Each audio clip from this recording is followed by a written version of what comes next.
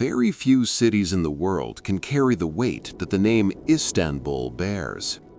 These lands are the very memory of humanity. Here, civilizations were born, empires rose, and even the mightiest armies knelt before the walls of this city. Istanbul is not just a city, it is a living organism that has survived for thousands of years, forged by wars, tested by betrayals, confronted by plagues, and reborn from its ashes time and time again. On this journey, we are doing something special. Using advanced artificial intelligence techniques, we have transformed ancient engravings and paintings into vivid, lifelike scenes. So you will not only hear history, you will witness it in its closest possible form. Now we descend into the deepest layers of time. 6500 BC. On the western edge of Anatolia, along the narrow strait where two continents nearly touch, the first humans light their fires. These people take the first steps onto land that thousands of years later will host the greatest empires in the world. The early inhabitants of the Chalcolithic Age may not yet understand the significance of this place, but the land does. 657 BC. A Megarian commander named Byzas arrives on this peninsula at the head of Greek colonists. Following the prophecy of Apollo, he settles on the land opposite the blind and names the city after himself, Byzantium.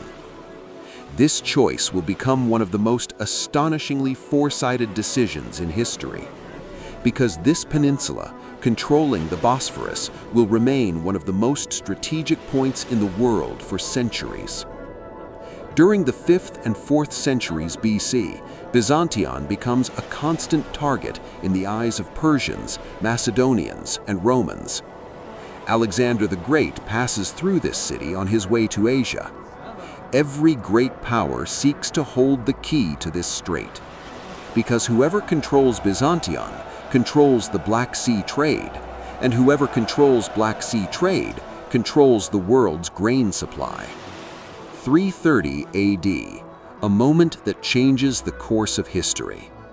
Roman Emperor Constantine the Great seeks a new center for his declining empire. His eyes fall upon this ancient peninsula. On May 11, 330, he proclaims his new capital in all its glory, Nova Roma, New Rome. But history will remember this city as Constantinople. Constantine gives the city not just a name, but a soul. The hippodrome is built, palaces rise, and churches stretch toward the sky. In the mid-5th century, a storm that drenches Europe in blood reaches the gates of Constantinople. Attila, the invincible ruler of the Huns, stands before the walls of this city. But the Theodosian walls repel him. These walls seem to be forged not of stone and mortar, but of humanity's sheer determination. In the 6th century, when Emperor Justinian ascends the throne, the city enters another golden age. Law is rewritten. Much of the Mediterranean is reconquered. And in 537, the greatest structure the world had ever seen is completed, Hagia Sophia. Its dome is not merely a place of worship, it is like a civilization's hand reaching toward God. Yet Justinian's reign is marked not only by triumph, but by catastrophe. In 542, the plague of Justinian strikes Constantinople. Thousands die each day. The streets fill with bodies. The city nearly dies, but it does not. In the 7th and 8th centuries, rising Islamic armies lay siege to Constantinople multiple times. During the First Great Siege from 674 to 678, the Arab fleet is forced to retreat after being burned by Byzantium's secret weapon, Greek fire. In 717, during the second major siege, the army of Caliph Suleiman collapses under harsh winter and famine. Constantinople survives, every time. 1204, the darkest chapter in the city's history. The Crusader army, originally bound for Jerusalem, turns against their fellow Christians. Constantinople is looted for 3 days. The altar of Hagia Sophia is shattered, treasures are stolen, libraries are burned. This betrayal is like a dagger plunged into the heart of Byzantium. The city will never fully recover its former strength. And then the day comes. May 29th, 1453. At just 21 years old, Ottoman Sultan Mehmed II opens the gates of Constantinople after a 53-day siege with an army of 80,000. The last Byzantium emperor, Constantine XI, dies fighting on the walls. Mehmed earns the title the Conqueror, and upon entering Hagia Sophia, bows in prayer. An era has ended, a new one has begun. During the Ottoman period, Istanbul becomes one of the largest and most cosmopolitan cities in the world.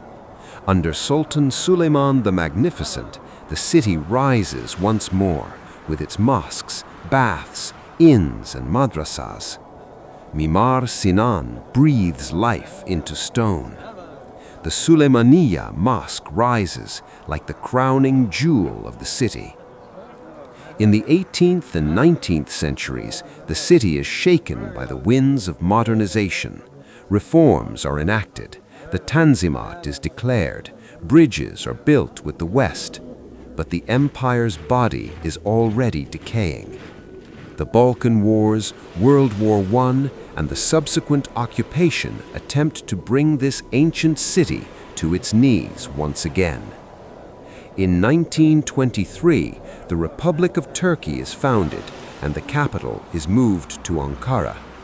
Istanbul is no longer the center of an empire. But Istanbul has never accepted being an ordinary city, because this city knows how to be reborn after every fall.